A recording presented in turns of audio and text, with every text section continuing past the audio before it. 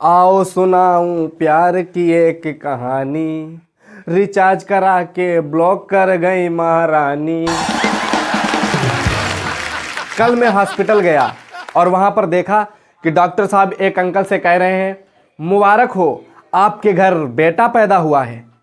तब अंकल जी कहते हैं, अजीब टेक्नोलॉजी है, बीबी यहाँ हॉस्पिटल में पड़ी है और बेटा साला पैदा हो रहा है घर पे। एक बात मैं गोविंदा सर से पूछना चाहता हूं कि जब पति परमेश्वर है तो हम बॉयफ्रेंड भी तो छोटे मोटे देवता होने चाहिए।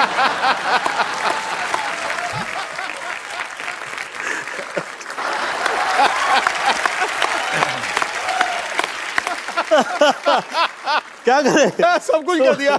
सिद्धू पाजी, आपने नोटिस किया होगा हम मिडिल क्लास वाले बंदों के घर पे अगर हम जैसे लड़कों की बड़ाई होने लगे ना तो पता है घर वाले क्या बोलते हैं, अरे छोड़ो बच्चा भी ना समझ है, इसमें टाल देते हैं। लेकिन अगर गैस सिलेंडर उठाने की बात पड़े तो बोलते हैं, अरे तुम तो बहुत बहादुर हो, बेटा उठा के रख दो यहां तक। क्या बात है सर। अच्छा कपिल सर, बेरोजगार होने का भी एक अलग ही मजा है भैया। काहे कि त्योहार की छुट्टियां खत्म होने के बाद भी कोई टेंशन नहीं रहता है कि साला ड्यूटी जाना है। ये तो सच बात है सर, इसमें कोई शक नहीं है।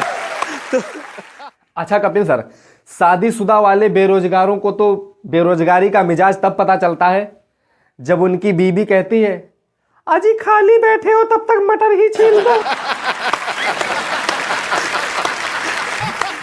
अच्छा एक बात पे गौर किया होगा आपने सिद्धू पाजी, ये लड़कियां जो होती हैं ये मेकअप के बाद आग लगा देती हैं, लेकिन हम लड़के क्या करते हैं, हम लड़के साले ब्रेकअप के बाद आग लगाते हैं। अभी मोहम्मद शमी को ही देख लीजिए, एक मैच में 7 विकेट लिए हैं। अच्छा आजकल के रिश्ते जो हैं वो ब्लूटूथ की तरह हो गए हैं, अगर पास हैं तो कनेक्टेड और अगर दूर हैं तो सर्चिंग फॉर न्यू डिवाइस।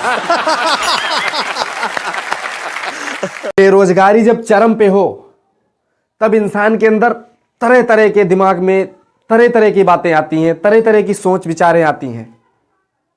काहे कि वैसे हैं तो हम भी महा बेरोजगार।